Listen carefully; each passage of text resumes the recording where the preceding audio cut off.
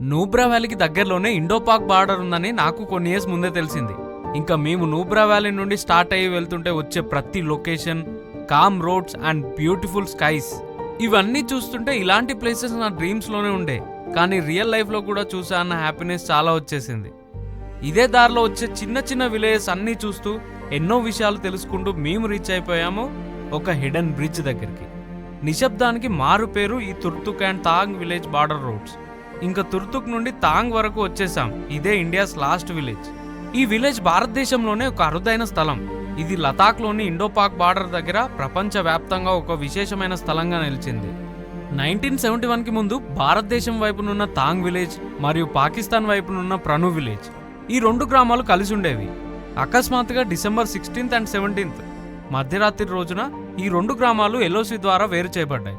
ఈ రెండు విలేజెస్లో ఆ వార్ సమయంలో ఎన్నో రకాల సంబంధాలు ఎఫెక్ట్ అయ్యాయి. ఒక కుటుంబంలో భర్త ఇక్కడ ఉండిపోయాడు, తన భార్య ప్రణులో ఉండిపోయింది. ఇంకో కుటుంబంలోని పిల్లలు ఇక్కడ ఉండిపోతే ఆ పిల్లల పేరెంట్స్ మాత్రం ఎల్ఓసికి అవతల వైపు అంటే పాకిస్తాన్లో ఉండిపోయారు. ఇలా ఎన్నో రకాల స్టోరీస్ కామన్గా ఉంటాయి ఈ విలేజ్ వారి జీవితాల్లో. ఇంకా ఈ తాత విషయానికి వస్తే 1971 ఇండో పాకిస్తాన్ వార్ జరిగినప్పుడు ఆయన వయసు 9 సంవత్సరాలంట. ఈ నుండే విలేజ్ ఏమో పాకిస్తాన్లో ఉండిపోయింది. ఈ తాత ఏమో తాంగ్ విలేజ్లోనే ఉండిపోయాడు. చాలా బాధాకరమైన కథ కదా.